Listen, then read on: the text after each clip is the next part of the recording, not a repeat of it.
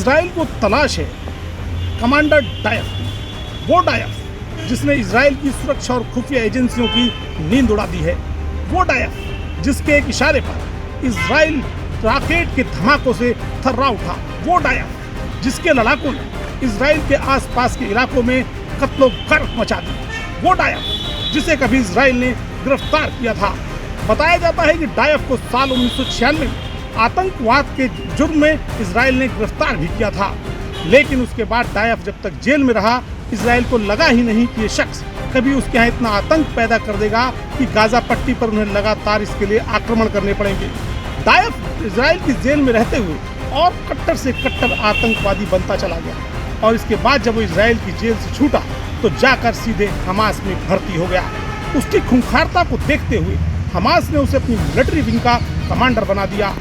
DISE लगातार Israel पर हमले करने की योजना बनाता रहा और अपनी टीम के साथ इजराइल की सुरक्षा और खुफिया एजेंसियों को परेशान भी करता रहा।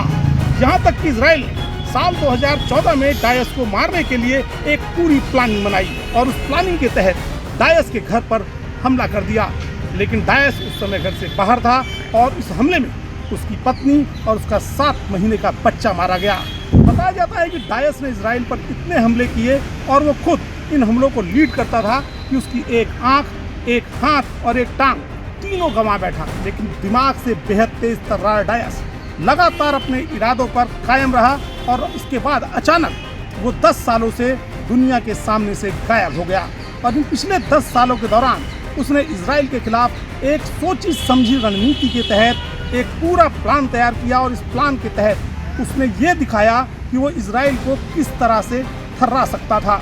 डायस अचानक 5 अक्टूबर को दुनिया के सामने अपने एक संदेश के जरिए आया और इस संदेश में उसने कहा कि मस्जिद पर हुए, अल-अक्सा मस्जिद पर हुए जो हमले हैं उनको बिल्कुल बर्दाश्त नहीं किया जाएगा और इसका बदला लिया जाएगा। इसके बाद इजराइल समझ नहीं पाया कि डायस की इस लाइन का मतलब क्या है। हालांकि फिलिस्तीन को ये लग गया था कि कुछ ना कुछ अब बड़ा होने वाला है, क्योंकि डायस एक लंबे अरसे बाद अपने संदेश के जरिए लोगों के सामने आया था। सबसे महत्वपूर्ण बात यह है कि डायस की आज तक लोगों के पास मात्र एक फोटो उपलब्ध है, जो उसकी 20 वर्ष की फोटो है, जिस समय इजराइल ने उसे गिरफ्तार किया था। लेकिन उसके बाद से डायस की कोई फोटो उपलब्ध नहीं है। डायस केवल एक छाया के तौर पर जाना जाता है और एक छाया के तौर पर ही उसका 5 अक्टूबर को वो मैसेज सामने आया था, जिसके बाद डायस के लड़ाके उसके ठीक 48 घंटे बाद इजराइल में घुस गए और उन्होंने वहाँ पर कत्ले आम मचा दिया।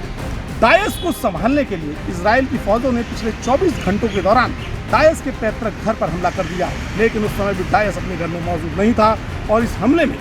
उसका भाई और अन्य संबंधी मारे गए। बताया जाता है कि डायस जमीन के अंदर जो सुरंगें बनाई गई हैं, जो उनके बंकर से, वहाँ पर बैठकर पूरे ऑपरेशंस को अंजाम दे रहा है और वहाँ से पूरी रणनीति बना रहा है कि किस तरह से इजराइल को हिलाया जाए। आलम यह है कि इजराइल की पूरी सुरक्षा और खुफिया एजेंसियाँ केवल डायस के पीछे पड़ी हुई हैं कि किसी तरह से मोहम्मद डायस का खात्मा कर दिया जाए, लेकिन डायस है कि इजराइल की पकड़ में नहीं आ रहा। इजराइल में जो कत्लेआम मचा, इजराइल और गाजा के बीच में जो कत्लेआम हो रहा है, उसका मुख्य आरोपी है डायस, हमास का वो कमांडर जो इजराइल की तमाम कोशिशों के बावजूद अभी तक उसकी पकड़ में नहीं आया है। और लगातार इजराइल की यही कोशिश है कि किसी भी तरह से डायस को पकड़ लिया जाए, लेकिन डायस कहीं भी उनकी पकड़ में नहीं आ रहा है। डायस वो शख्स है जिसको इजराइल चाहकर भी मार नहीं पा रहा है। सोचिए, इजराइल वो देश है जिसने जो चाहा वो तब कर दिया। उसकी खुफिया एजेंसी मोसाद वो एजेंसी है जिसने पूरे विश्व में जो चाहा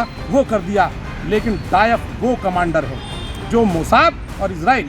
दोनों को हिला के रख दे रहा है, लेकिन उनकी पकड़ में नहीं आ रहा है। और बताया जाता है कि आने वाले दिनों में डायस के इशारे पर कुछ और बड़े हमले हो सकते हैं।